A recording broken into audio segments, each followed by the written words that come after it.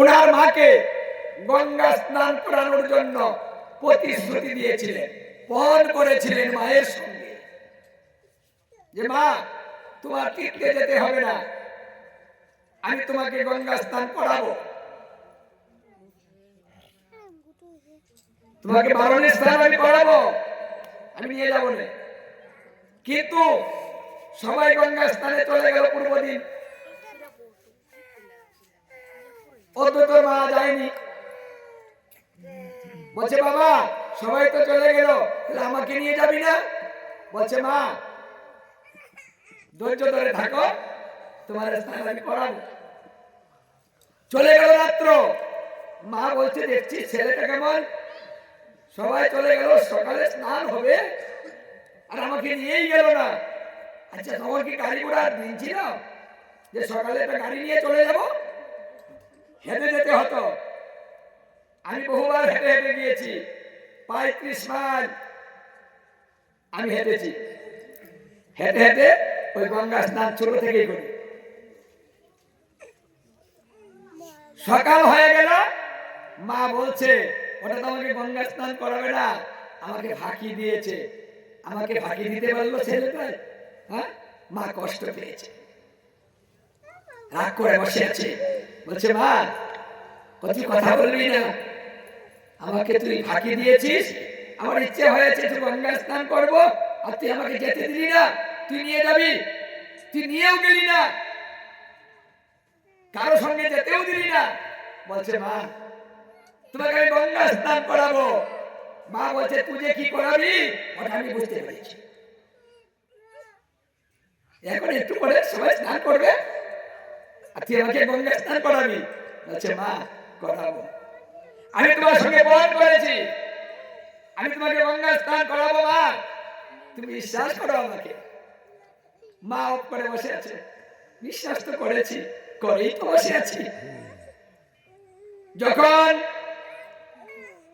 গঙ্গা স্নান শুরু হবে, সেই মধু কৃষ্ণা ত্রয়োদশী তিথি, সেই মধু কৃষ্ণা ত্রয়োদশী তিথি যখন শুরু হয়ে গিয়েছে, অমনি অদ্বৈত প্রভু গঙ্গাকে আহ্বান করলেন, হে গঙ্গা তুমি আমার বাড়ির সামনে চলে আসো, আমার মা স্নান করবে, আমি পণ করেছি, গঙ্গা তুমি এখনই চলে আসো। এই গঙ্গাটা কিন্তু একেবারে বাস্তব, পাহাড় থেকে নেমে আসে, একেবারে পাহাড়ের কাছে নগদ জলটা আসে, নগদ গঙ্গা আসে, আবার তিথি ঘুরিয়ে গেলে আস্তে আস্তে কমে যায়।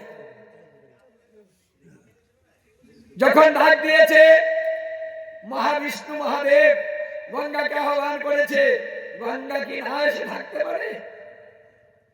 কিছুক্ষণের মধ্যে গঙ্গা সমস্ত কিছু ভেঙে চলে নিয়ে এসেছে। বলছে মা আসো আসো মা আসো, দেখো দেখো, এই যে দেখো গঙ্গা চলে এসেছে তোমার কাছে, ও মা যাও যাও গঙ্গা স্নানটা করে নাও। বলছে সন্তানের কান দেখছো, এই আমার বাড়ির সামনে গঙ্গা এসে বসে, বিশ্বাস করা যায়? হ্যাঁ, দেখুন মাও বিশ্বাস করতে পারছে না। বলছে মা আসো দেখো। এসে যখন মা ঘর থেকে বেরিয়েছে, দেখে বাড়ির সামনে গঙ্গা এসে ভরে গিয়েছে, চতুর্দিকে গঙ্গা স্নান হয়ে আসছে, উপর থেকে পাহাড়ের দিক থেকে ছুটে আসছে।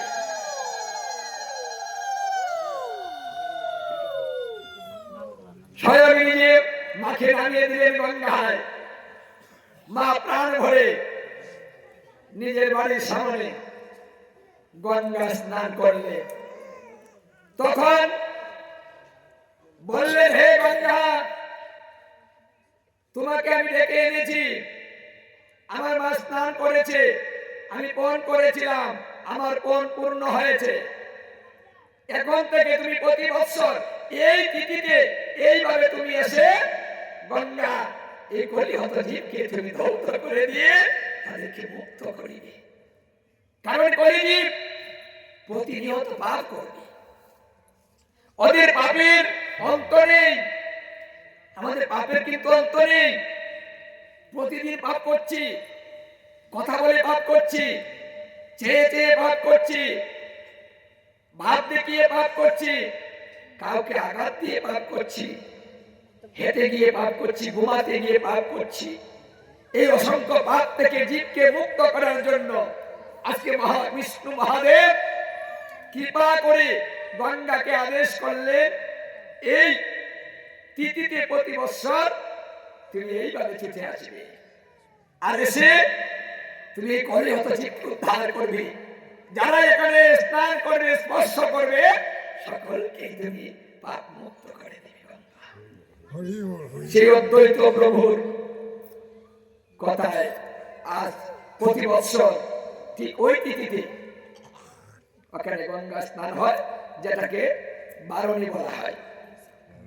যে তিথিতে বারণী স্নান হয় ঠিক ওই তিথিতে বারণী স্নান গুপ্ত বৃন্দাবনের সাগর দিঘিতে হয়। তাই যত তীর্থই করুন, একবার হলে ওই কোন তীর্থে গিয়ে স্নান করে আসুন। কারণ এই মনুষ্য জন্ম যদি চলে যায়, এই সব সুযোগ আর পাওয়া যাবে না। সুন্দর বাড়ি করেছেন, গাড়ি করেছেন, সবকিছু ভালো করেছেন, এইগুলা তো আমাদের নয়, এইগুলা তো আমার সাথী নয়, আমার সঙ্গে যাবে না।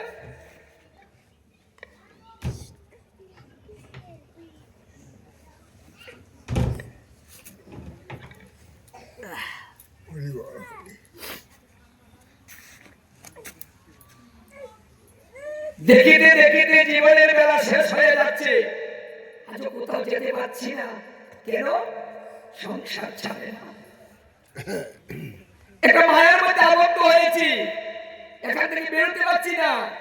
আমার মহাপ্রভু বললেন, যাই যাই মনে করি, যাইতে নাহি পারি, মহামায়া এসে আবার পিছনে দাঁড়ায়, আমি যেতে পারি না।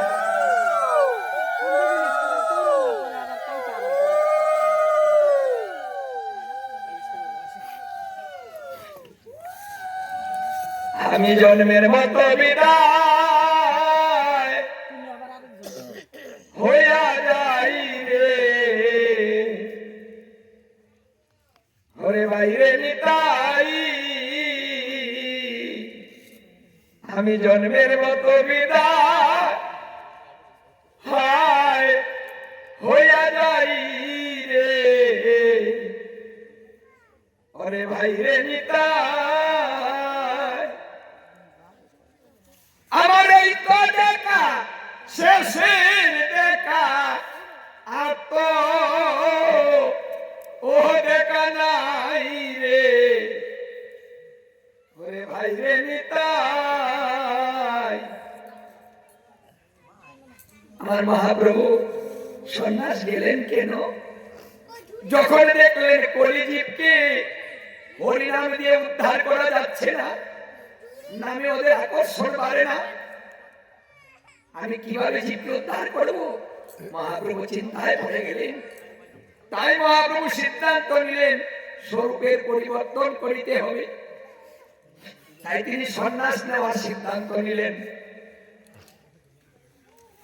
আমি এমন একটা স্বরূপ ধারণ করিব, যে স্বরূপটা দর্শন করার সঙ্গে সঙ্গে জীবের কৃষ্ণ ভক্তি হয়ে যাবে।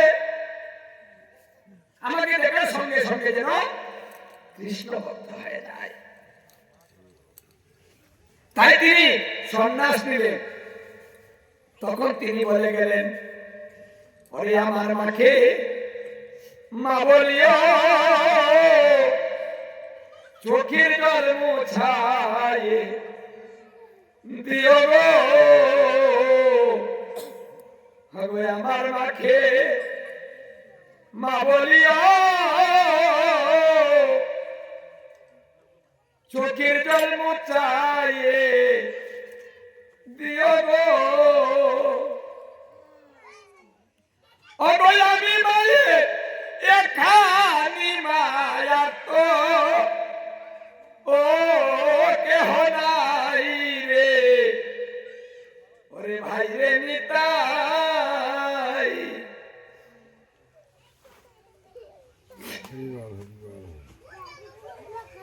আমি সত্য প্রদক্ষিণ করি শেষের কর্ম আগে শরীরে সত্য প্রদক্ষিণ করি শেষের কর্ম আগে শরীরে ও মায়ের মুখে আগুন দিবার আগে বুকে এ আগুন দিয়ে যাই ওরে ভাই রে নিতাই বলছে সন্তানে মৃত্যুর পরে মুখ আগ্নি করে মুখে দেয় আর আমি মুখে দিচ্ছি না কোথায় দিচ্ছি আমি বুকে কারণ আমি চলে গেলে আমার মা বুকটা সরকার হয়েছে সন্ন্যাস যেতে কত কষ্ট মায়া থাকতে কত কষ্ট আমার মহাপ্রভু দেখিয়েছেন যখন বিষ্ণু প্রিয়াকে ছেড়ে চলে যাবেন কি করতেন একবার বড় যেতেন একবার বাহিরে যেতেন আমি আবার একটু বিষ্ণু প্রিয়ার মুখটা দেখে যাই উনি বারবার ভিড়ছিলেন তাই বলছিলেন আরে মায়া আমি যেতে পারছি না মায়া আমাকে ছাড়ে না তাই কলিজি কি করে এই মায়ার বন্ধন ছিন্ন করবে এই জন্য আমি সন্ন্যাস নিব মায়ার বন্ধন ছাড়াবো আমি জীবকে এই তত্ত্ব শিখাবো মায়ায় যদি আবদ্ধ থাকো তোমার মনুষ্য জীবন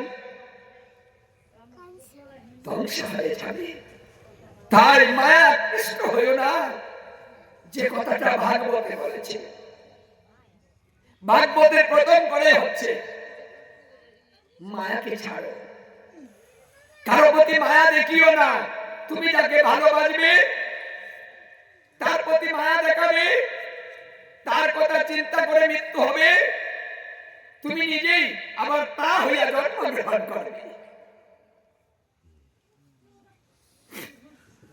তাহলে মায়ায় আমাদের বারবার জন্ম দিবে মুক্তি দিবে না এই জন্য মহাপ্রভু আমাদের এই তত্ত্বটা শিখিয়েছে মায়াকে ছাড়বেন কিভাবে ছাড়তে তো হবে